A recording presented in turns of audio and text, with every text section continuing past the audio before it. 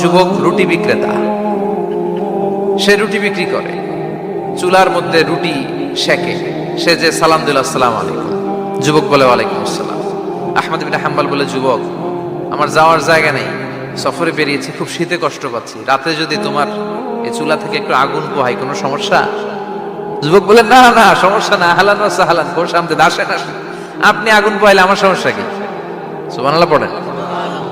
আল্লাহ শুকরিয়া করে উনি বসলেন আর আগুন পোহাচ্ছেন, আর খেয়াল করলেন যুবক রুটি বানায় আর পরে আস্তাগফিরুল্লাহ, রুটির দলা বানায় পরে আস্তাগফিরুল্লাহ, খামির বানায় আর পরে আস্তাগফিরুল্লাহ, রুটি নিয়ে উনুনের ভিতরে চুলার ভিতরে সেকা দেয় আর পরে আস্তাগফিরুল্লাহ, দোকানদারের কাছে কেউ আসলেই সে রুটি দেয় আর পরে আস্তাগফিরুল্লাহ, ক্রেতার কাছ থেকে টাকা নিয়ে ক্যাশ বক্সে রাখে আর কি পড়ে, আবার রুটি বানানো শুরু করে আর কি পড়ে, খালি এটাই পড়তেছে। ইমাম আহমদ ইবনে হাম্বল তো অবাক, কিরে এটা আবার কেমন যুবক, খালি আস্তাগফিরুল্লাহ।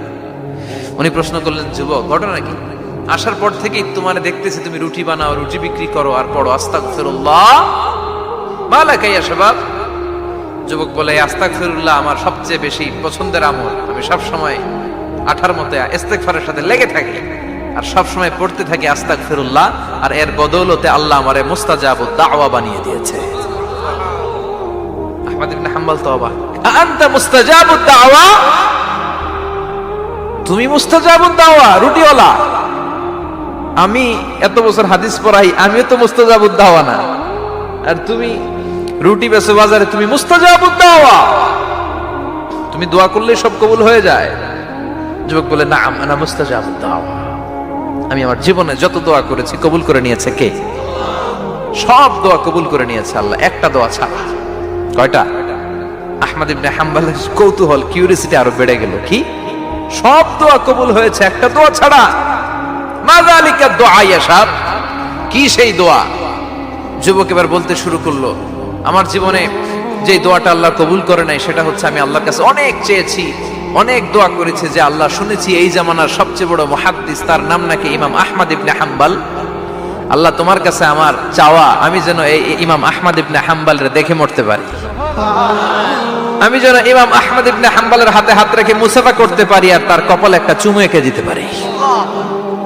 আহমদ ইবনে হাম্বল আবেগপ্রবণ হয়ে গেলেন, চোখের পানি ছেড়ে দিলেন, বললেন, যুবক তোমার এই দোয়াটাও কবুল হয়ে গিয়েছে।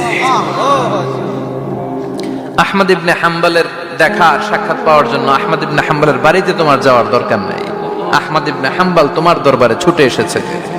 আনা আহমদ ইবনে হাম্বল মুহাদ্দিসুদ দাহর, আমি নিজেই আহমদ ইবনে হাম্বল। যুবক চোখের পানি ছেড়ে দেয়, আহমদ ইবনে হাম্বল চোখের পানি ছেড়ে দেয়। যুবক চিৎকার মেরে ইমাম আহমদ ইবনে হাম্বলকে জড়িয়ে ধরে, হাতে হাত রেখে মুসাফা করে, কপালের মধ্যে চুমু খায় আর আল্লাহর শুকরিয়া করে বলে, ও ইমাম, আসলে এই দোয়াটাও আল্লাহ আজকে কবুল করে নিল। বিশ্বাস হয়? সবসময় ইস্তেগফার করলে আপনার দোয়াগুলোর এইভাবে কবুল করে নিবে কে? এই পাঁচটা জিনিস পাবেন সবসময় যদি ইস্তেগফারের সাথে লেগে থাকে।